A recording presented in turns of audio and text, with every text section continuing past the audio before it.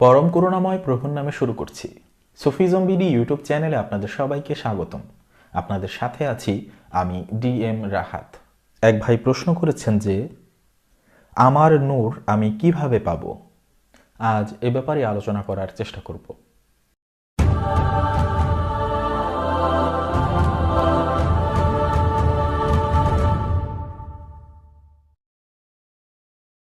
নূর কি?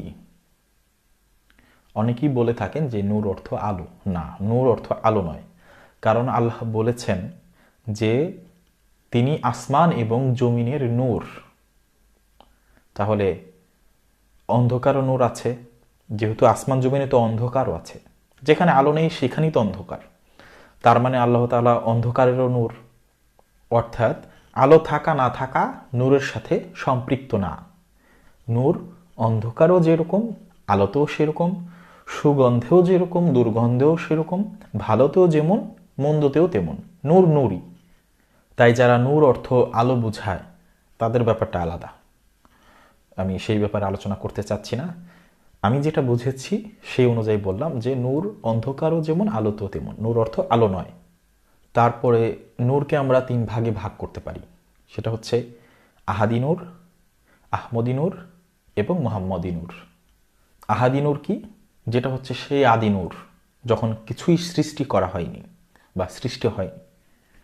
যে নূরকে আমরা কল্পনা করতে পারি না, ধরতে পারি না, অনুভব করতে পারি না। অর্থাৎ যে নূরের কোনো উদাহরণ হয় না, সেটাকে যে আমরা কল্পনা করব সেই নূরের ব্যাপারে, কোনো অনুভব করব কিছু একটা, সেটা আমাদের সম্ভব না। সেই নূর থেকে আলাদা হলো আহমদি নূর। সেই নূর কি? সেই নূরকে দেখা যায়, অনুভব করা যায়, কিন্তু সেই নূরকেও কি ধরা ছোঁয়া যায় না। তারপরে হচ্ছে সেই নূর থেকে আসলো মুহাম্মদি নূর, যেই নূরকে দেখা যায়, ধরা যায়, ছোঁয়া যায়, অনুভব করা যায়। সেই নূরের ব্যাপারেই বলা হয়ে থাকে যে আল্লাহর নূরে রাসূল পয়দা, রাসূলের নূরই এই সারা জাহান। অর্থাৎ এই সারা জাহানের নূরই হচ্ছে কি? নূরে মুহাম্মদী। এই সৃষ্টি মুহাম্মদী নূর। সহজভাবে একটি উদাহরণ যদি দিতে চাই আমাদের দেহের ক্ষেত্রে, যেমন বীর্য। আমাদের দেহে বীর্য আছে, কিন্তু সেটা কোথায় আছে? কোথাও নেই।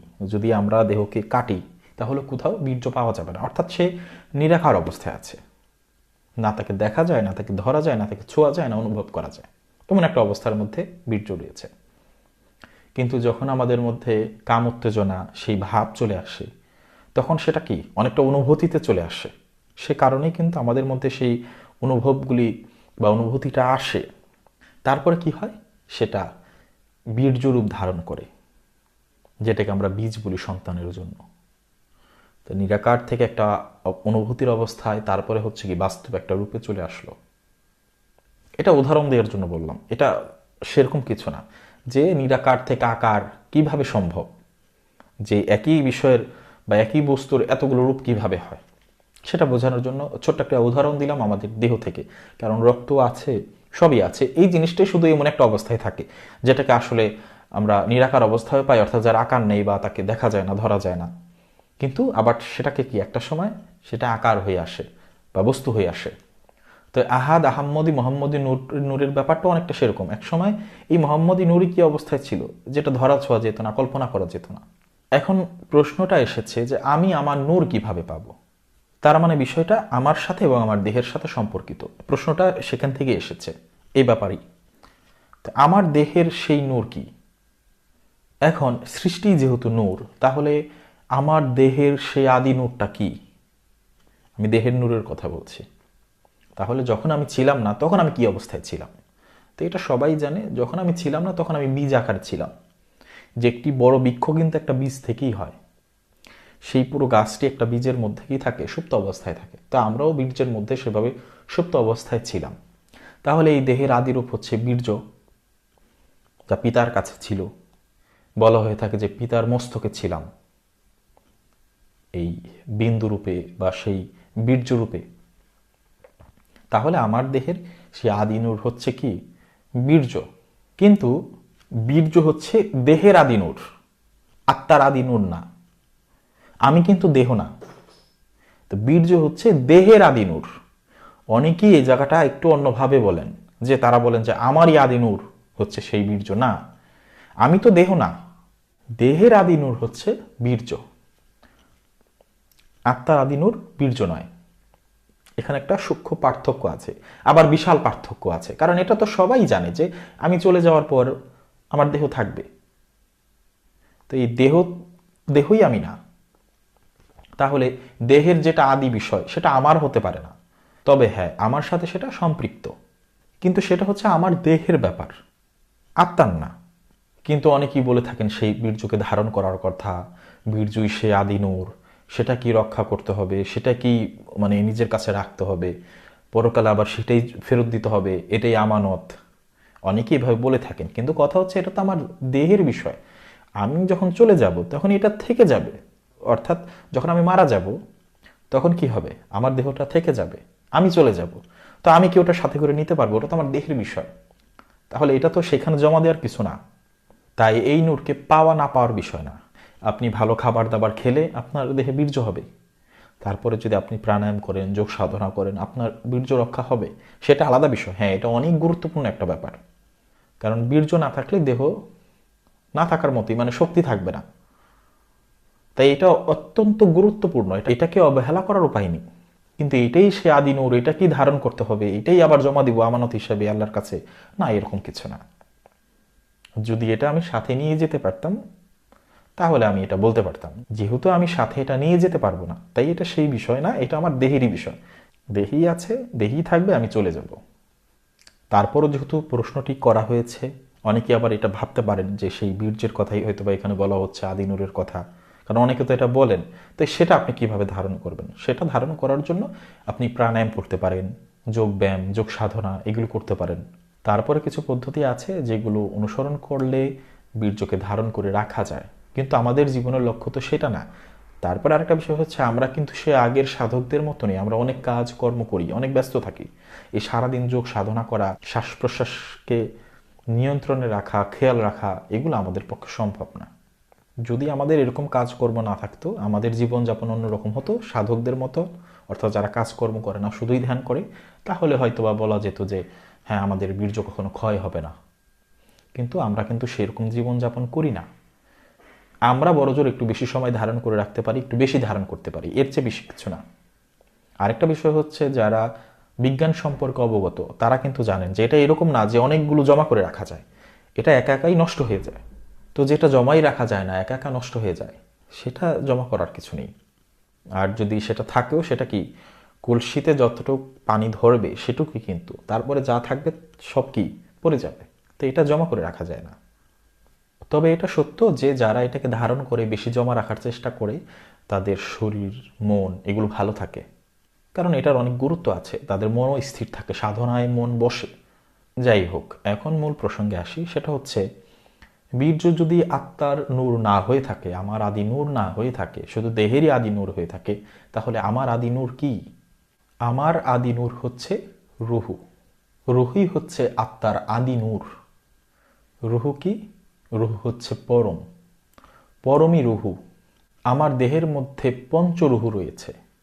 পঞ্চরুহু আমার এই দেহে বিরাজ করে পঞ্চরূপে, কিন্তু এগুলো সবই সুপ্ত অবস্থায় আছে। সাধনার মাধ্যমে এই রুহুকে জাগ্রত করতে হয়। কেউ কেউ বলে থাকেন যে রুহু নাজিল হয়। মূল কথা হচ্ছে, আমার মধ্যে যে পরম আছেন সেটাকে কি করতে হবে? জাগ্রত করতে হবে। কুলিরূপে আছে, কিন্তু এটা বিকশিত হয়নি ফুল আকারে, এটাকে বিকশিত করতে হবে। আমি আসার সময় এটা সাথে নিয়ে এসেছি, যাওয়ার সময় সাথে নিয়ে যাব। যখন আমরা গুরুর দেখানো পথে সাধনা করব, আস্তে আস্তে এই সুপ্ত রুহগুলো জাগ্রত হতে থাকবে। তারপর আমার সাধনা বলে এই পঞ্চরুহ একত্র হবে, একত্র হয়ে একটি রূপ ধারণ করবে, যেই রুহুকে বলা হয় রুহুল আজম। পঞ্চরুহ একত্র হয়ে যে রুহুর রূপ ধারণ করবে, এক রুহু, সেটা হচ্ছে রুহুল আজম। অনেকেই আছেন যারা রুহুর প্রকার ভেদ করেন না, তারা এই রুহুল আজমের কথাই বলে থাকেন। অর্থাৎ তারা যে রুহুর কথা বলে থাকেন, যে রুহু নাজিল হয় বা যে রুহু আমার মধ্যে জাগ্রত হয়, সেটা হচ্ছে আমরা যেটাকে বলি রুহুল আজম, তারা সেটা কি সেই একক রুহু। তারা আবার পঞ্চরুহু করেন না, আলাদাভাবে ভাগ করেন না, বা তারা ভাগ করতেও চায় না। সেটা তাদের একান্ত ব্যাপার, তাদের বিভিন্ন যুক্তিতর্ক আছে এ ব্যাপারে, যে রুহকে ভাগ করা যাবে না সেটা তাদের ব্যাপার। তা আমি সেই তর্ক বিতর্কের দিকে যাচ্ছি না।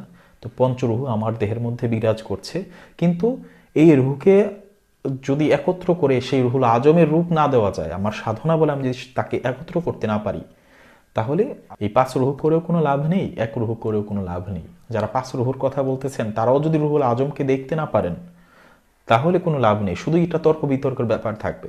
আবার যারা রুহুর 5 রুহুকে ভাগ করতে চান না, তাদের এত আপত্তি, এই এক রুহু করেন, তাদেরও এখানে কোনো লাভ নেই। যদি সে রুহুকে দেখতেই না পেল, তার মধ্যে যদি সেই রুহু জাগ্রতই না হলো, তাহলে এই তর্ক বিতর্ক, রুহু একটা থাকলে কি, 10টা থাকলে কি, 5টা থাকলে কি, অর্থাৎ যেই রুহুকে জাগ্রত করার কথা আমরা বলি বা নাজিল হওয়ার কথাই বলি, যাই বলা হোক না কেন, সেই যে রুহুল আজম আমরা যেটাকে বলছি বা তারা যেটাকে শুধুই রুহু বলছে, তো সেটাকে জাগ্রত করতে হবে। তা না হলে প্রকার করেও কোনো লাভ নেই, আবার একটা ভেবেও কোনো লাভ নেই। যখন প্রাপ্তি ঘটবে তখনই এই তর্কের অবসান ঘটে যাবে। কারণ হচ্ছে রূহ 5 প্রকার হলেই কি, আর একটা হলেই কি, যদি আমি সেটাকে উপলব্ধিই করতে না পারলাম, আমার মধ্যে সেটা জাগ্রতই না হলো, তাহলে 5টা হয়েও লাভ নেই, একটা হয়েও লাভ নেই। আর যখন জাগ্রত হবেই, তখনই যার যারটা তারা এই তর্কের অবসান করবে। তাহলে আমি আমার সেই নূরকে কিভাবে পাবো, আমি আমার সেই রুহকে কিভাবে জাগ্রত করব, আমি আমার সেই আদি নূরের প্রকাশ কিভাবে ঘটাবো আমার মধ্যে, সেটা হচ্ছে সাধনার মাধ্যমে। সাধনা ছাড়া সেটা সম্ভব না। আর সেই সাধনা কিন্তু একজন সদ্গুরু শিক্ষা দিবেন। বাইরে থেকে এই সাধনা পাওয়া যাবে না। বাইরে থেকে সাধনা করে মনকে একটু শান্ত করা যাবে, আনন্দ লাভ করা যাবে, একটু স্থির হওয়া যাবে, কিন্তু সেই পরম নূরকে লাভ করা এত সহজ না। হ্যাঁ, বীর্যকে গাঢ় করার জন্য, বীর্যকে ধারণ করার জন্য, বীর্য যেন স্বপ্নদোষ যেন না হয়, অর্থাৎ স্ত্রী সহবাসের সময় যেন বীর্য পতিত না হয়, এই ধরনের যে ব্যাপারগুলো আছে, হ্যাঁ, এগুলো আপনি বিভিন্ন সাধনা, বিভিন্ন পদ্ধতি অবলম্বন করে শিখতে পারেন, জানতে পারেন, সেটা করতেও পারেন, কিন্তু এতে আপনার কোনো লাভ নেই। কারণ সেই আদি নূর, যেটাকে রুহু বলি আমরা, সেটা কিন্তু আপনার মধ্যে জাগ্রত হচ্ছে না। সেই পরমকে আপনি জাগ্রত করতে পারছেন না। এই পরমকে জাগ্রত করার জন্য আপনার সেই গভীর মোরাকাবা মুশাহেদা, যেটা সদ্গুরুর মাধ্যমে শিখতে হবে। বীর্য ধারণ আপনাকে এতটুকু সহযোগিতা করবে যে আপনার মনটা স্থির থাকবে, আপনি ধ্যানে অনেকক্ষণ বসতে পারবেন, আপনার ক্লান্তি আসবে না, এটা আপনাকে অনেক সহযোগিতা করবে। কিন্তু সেই পরমকে পাওয়া হলো না। পরমকে পাওয়ার জন্য, সেই রুহকে জাগ্রত করার জন্য অবশ্যই আপনাকে মুরাকাবা মুশাহেদার মাধ্যমেই গুরুর দেখানো পথে হাঁটতে হবে। তাহলে যে মূল কথাটি আসলো সেটা হচ্ছে, পরমকে পাওয়াই মানে আদি নূরকে পাওয়া। আশা করি বিষয়টি বুঝতে পেরেছেন। তারপরও যদি কেউ না বুঝে থাকেন বা এই ব্যাপারেও কারো কোনো প্রশ্ন থাকে, আপনারা প্রশ্ন করতে পারেন। আমি অন্য কোনো ভিডিওতে সেটার উত্তর দেওয়ার চেষ্টা করব। আজ এই পর্যন্তই। ধন্যবাদ সবাইকে।